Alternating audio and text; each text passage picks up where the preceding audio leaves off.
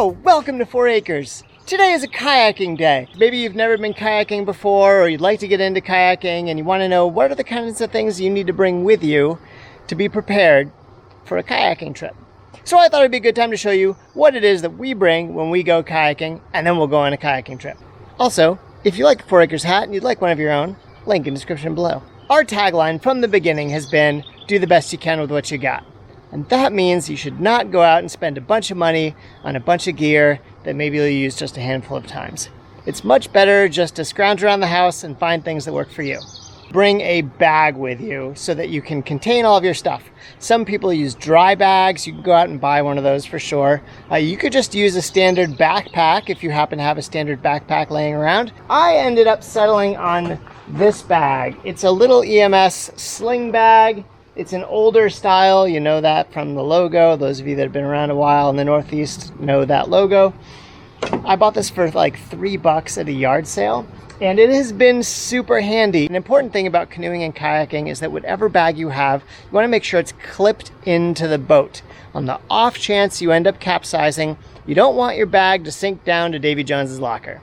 So the best thing you can do is clip your bag in. It's one of the reasons why I like this. I can take these clips, clip it around either a strap on the seat or one of the bungee cords on the side of the boat. Something just to make sure that if I do capsize, and I'm not planning on it, but if I do, the bag is safe. Moving on, carabiners. I always have at least one, if not two carabiners. It's nice and handy to have things to clip into, including your water bottle. Even for just a couple hours, you're out in the sun, you're out in the wind, you're working hard, you want at least a liter or quart of water. So even for a couple hours, I bring at least one of these. If it's going to be longer than that, I'll bring 2. If it's going to be a whole day trip, I'll bring 3. First aid kit. For just a couple hours, I'm not going to bring a giant first aid kit. I'm not even going to bring ibuprofen or anything like that. I am, however, going to bring my little trauma kit that I set up for chainsawing. In here, wrapped in Ziploc to keep it dry, is a bunch of gauze, some quick clot, powder, a tourniquet, tape, medical tape, and trauma shears. That should allow me to bandage up any real wounds we have. Everything else I think I can probably suffer through, so I don't need anything more than that. You never want to go anywhere without a map, especially hiking, boating. You don't know what cell service is going to be like, whether or not you'd be able to use Google Maps to figure out where you are. So I always bring a map with me. This is just a little bit of duct tape wrapped around a stick. It's just enough to get me through. I've used duct tape like this to patch a rain jacket. I've used it to patch a water bottle. In a pinch, I could probably use it to patch a canoe. Not really planning on starting any campfires, but you never can tell what might happen. It's so small, you might as well just throw it in your bag. Always have a lighter with you in all of your bags. This is like the super cheap Home Depot or Harbor Freight type rope that you'd find. This is probably a 15-foot length or so. It's super handy for tying the boats up if we are stopping somewhere and we don't want to pull them all the way out of the water or can't pull them all the way out of the water. Rope like this is exactly what you need to just tie yourself up and make sure the boats don't go away. I always bring sunglasses with me. I have prescription glasses now because I can't see far away worth anything. And I always want to bring my sunglasses case in case I decide I want to take them off. So always have sunglasses and a case. Speaking of sun, hat. Always bring a hat. It's super sunny out on the water and you want to keep your eyes shaded. Speaking of super sunny on the water, sunscreen. Don't forget sunscreen. 2 trips ago, I didn't record that one. We forgot sunscreen. It was miserable. I've been wearing this LL Bean shirt. It's mostly synthetic, long sleeve. It's got some nice vents on it. It keeps the sun off of me really well. If it's buggy, it keeps the bugs off of me. I can roll the sleeves up. Because it's synthetic, it will dry really fast. Cotton, once it gets wet, will not dry out. It sucks. It absorbs water and then holds onto it. I always have a bandana with me. You never can tell what you might use it for. Maybe you just need to blow your nose.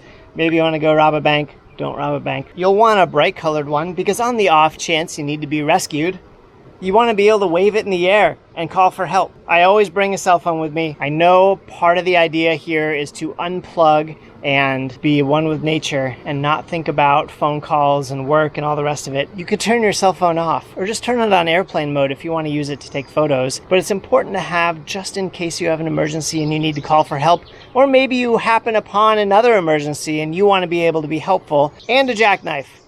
I tend not to bring my nicer knife with me. I tend to bring this one. This is a very old cold steel Voyager. It's from the 90s. It's actually quite dirty right now. It's a fair size, which I appreciate out there. And if I lose it, I'm not super worried about it. Always bring a jackknife with you. You never want to be without one. If there are things you think I should be bringing with me that I'm not, leave them in the comments below. Love to have a conversation about it. I will see you on the water. Connecticut River in, where are we? Charlestown, New Hampshire. The wind is blowing and the river is choppy. There'll be some brief updates as we go. Hopefully we don't crash. Getting back is going to be hard. We're paddling upriver, but the wind is blowing upriver, which is going to make it a bit challenging.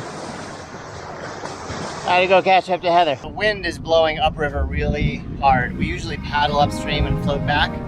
We're actually changing course. We paddled upstream a bit, where that brick building is over there, and now we're going to cross over into Vermont, paddle downstream but upwind.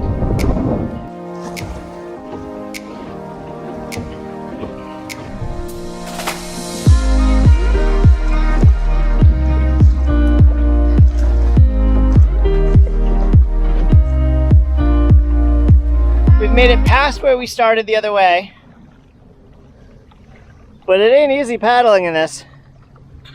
It is a really beautiful day. It's 90 something outside, but with the breeze and the wind and the water splashing, it definitely doesn't feel that hot.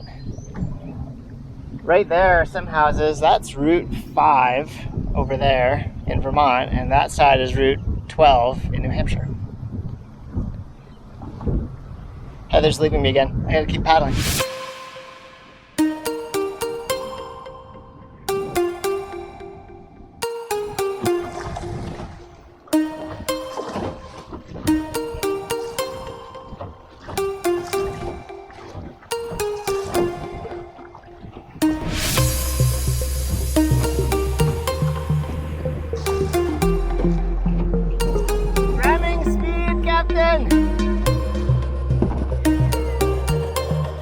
Here we are. We paddled over to the shore. Not much shore. We had to sort of hike up there to make a quick pit stop. And now we're going to paddle that way into the channel. And then I think kind of lazily float our way back. Let the wind push us back that way to where the boat launches. Sounds like a plan. This has been challenging paddling with the wind today, for sure. Definitely a workout. Yep. I'm glad we went downstream but upwind. Yeah. Because it'll be nice going back. All right. Let's do it.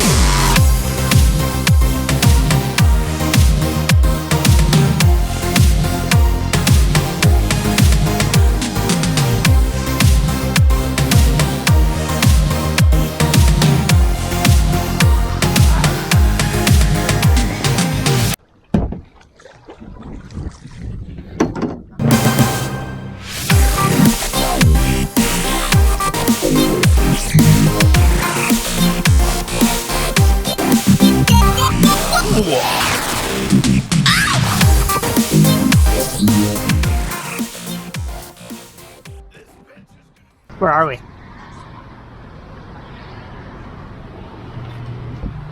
We're in Charleston. At a handmade ice cream store. What's it called? I don't know. I never knew. It just says handmade ice cream. Yeah, that sign over there just says our own handmade ice cream. The ice cream machine, Charlestown, New Hampshire. We're at the ice cream machine in Charlestown, New Hampshire. Yeah. I've got a scoop of coffee and a scoop of chocolate, but that looks more like 2 scoops. What do you have? Mint chip and Reese's fudge swirl. Kind of looks like you have lime and a matzo ball. I really don't. We're back from kayaking. We're a little tired. It was hard to paddle against the wind, and then we just sort of floated in the sun for a while, which was really nice, but kind of zapped the energy from us, surprisingly. I was expecting to be feeling better than I am. But we've got handmade, homemade waffle cone bowls. They're really good, by the way. I've been eating a waffle cone. And we're going to enjoy our ice cream now. Thanks for coming along with us on our kayaking adventure of the day. Not much of a story there, but we got to see a few things, and mostly I think you watched me behind Heather trying to paddle and catch up to her as I goofed off with the camera. If you made it this far and you liked what you saw, hit that like button, and if you want to see more videos from 4 Acres, hit that subscribe button. If you want to be kept up to date when we release a new video, hit that bell icon. Thank you so much for hanging out with us here on 4 Acres in southern Vermont, Charlestown, New Hampshire. Always do the best you can with what you got, and we'll see you around. Don't eat the spray foam! Don't eat the spray foam! Hey, hey! It's not a worm. The R value of my chickens is amazing. Let's do it!